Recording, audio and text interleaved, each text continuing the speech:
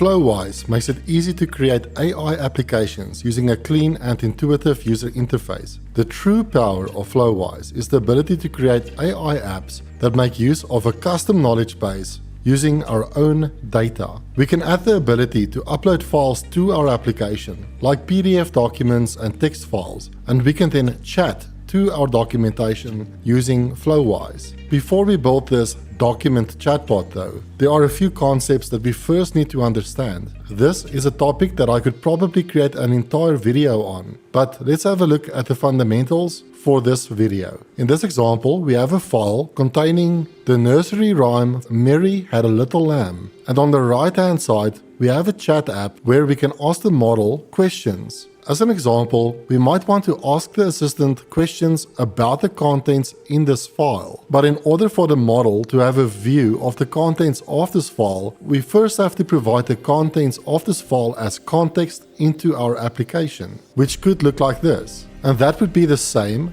as copying the text from the file, pasting it into ChatGPT, and then asking ChatGPT questions about the file. That could work, but there is an issue with that. And the issue we have is with the token limit. A token represents a word or a part of a word. And if the contents of our file was quite large, we will exceed this token limit quite easily. So simply copying the file into the chat and then asking questions will become an issue. So therefore, ideally, we only want to grab the sections that are relevant to our question and only feed that into the chat as context. And thankfully, Flowise, or langchain, which Flowise is based on, offers a neat and elegant solution to work around this limitation. So let's talk about text splitters. Text splitters allows us to take the content of the file and then break the content up into chunks. Let's also talk about documents.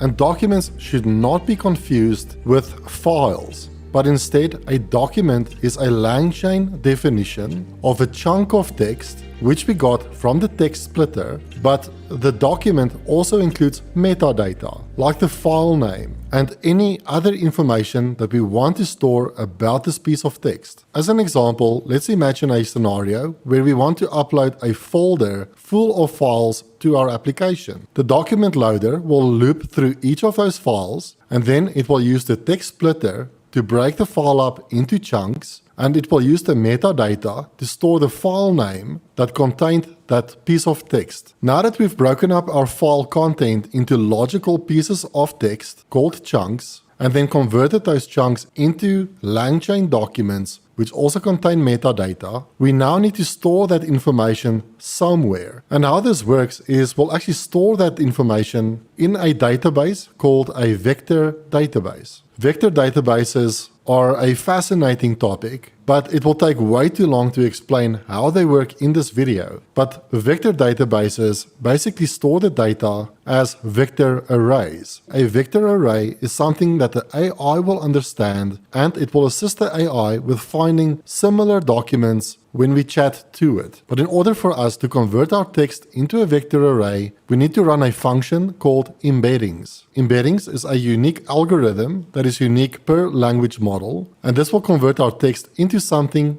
that our model will understand. Because we are using openai in our example, we will use the openai embeddings function to convert our text to this array. Our vector array, along with the text and metadata, can now be stored as records in our vector database. And furthermore, vector stores also group similar pieces of text or similar embeddings in clusters. This means that in our application, if we now had to ask our application who is Mary, our chat app will first go to the vector store to perform a similarity search. So it will go and extract all documents that are related or similar to Mary. It will then return a list of similar documents back to our application. By default, I think Flowise returns the top 4 results back to the application. It is then these results that get included in the conversation as context, greatly reducing the amount of tokens needed for our conversation. Enough theory. Let's now go and build this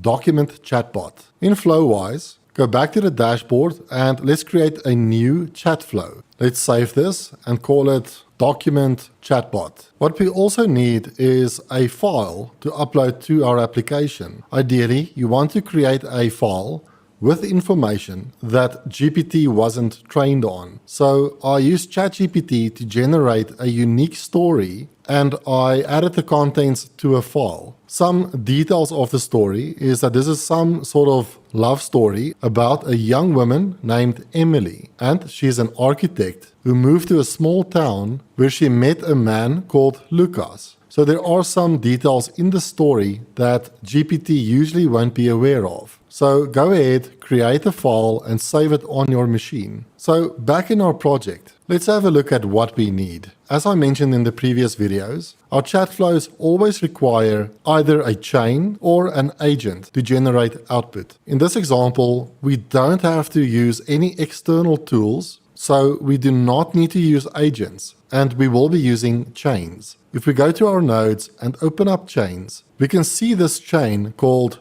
Conversational Retrieval QA Chain. And this is a document QA chain. And this is perfect for what we need. Let's drop this chain on the canvas and let's configure it. If we look at the inputs, this chain requires an LLM as well as a vector store. Remember, in our theory, we showed that our data will be retrieved from a vector store. Let's set up our language model. Under nodes, let's go to chat models and let's drag and drop the chat openai model onto the canvas. And we can immediately connect this LLM to the chain. We also need to provide our openai API key, like so. We can leave the model on GPT 3.5 Turbo. Let's now also set up the vector store. To do this, let's click on Nodes. Under Nodes, we can open up Vector Stores. And within Vector Stores, we've got quite a few options. For this demo, we'll simply use the in-memory vector store. But in a production environment, you might want to consider one of these other options, like Pinecone or Supabase. Let's add our in-memory vector store to the canvas. And let's hook it up to our chain. Our chain now has access to an LLM as well as a vector store. So let's go ahead and load our data into the vector store. First off, let's load documents into the vector store. And you might recall from the theory that this document is not referring to a text file, but instead it's referring to a langchain document. This is basically a chunk of text with metadata. So how do we create documents? This is actually quite easy. All we need to do is add a document loader to our project. So under document loaders, we have quite a few options. We have the Cheerio web scraper. We can upload CSV files,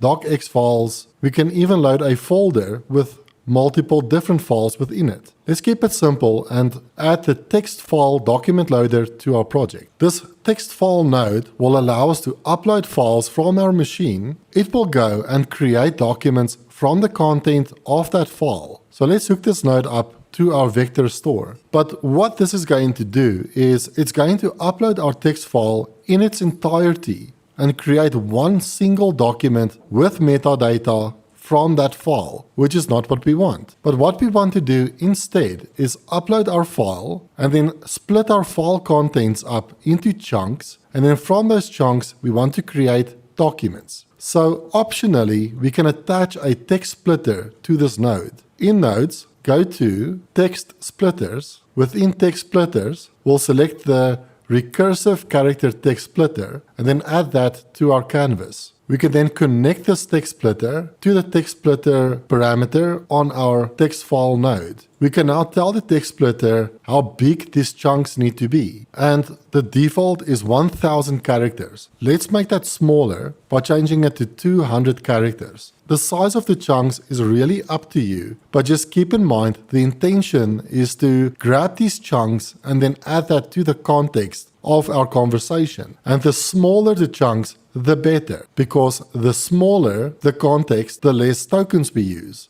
which drives down costs. We can also specify a chunk overlap, which I'll change to something like 20 characters. This means that each chunk might have a section of the chunk before and after it available in its contents. So now we are able to upload files, by selecting the file from our machine, and this will now take our file, chunk it based on these parameters, and then convert each of the chunks into a langchain document, which is then stored in our vector database. But this brings us to the final component of our chain, and that is embeddings. In order for the AI to make sense of the content that we're storing in the database, it needs to convert the text into vector arrays. And in order to convert the text into a vector array, we need to call the embeddings function. This is quite easy to set up as well. In the nodes, we can go to embeddings, and under embeddings, we can select the embedding function related to our LLM. Because we are using openai as the LLM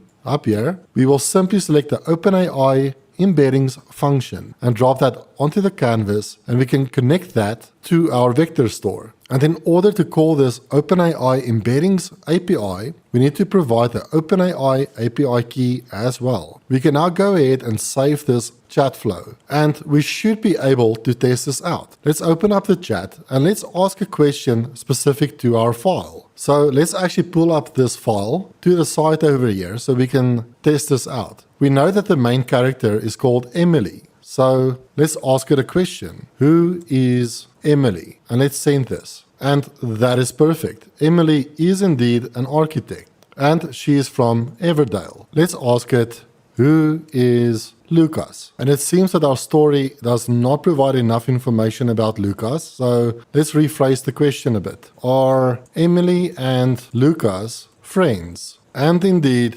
apparently they are friends. So this is a fantastic way to upload documentation like large PDF files or a folder full of content and then ask questions related to that content. And you now have a fully functional document chat bot. I hope you enjoyed this content. Please like and subscribe to support my channel. And please tell me down in the comments what you would like to see me cover next. I look forward to seeing you in the next one. Bye bye.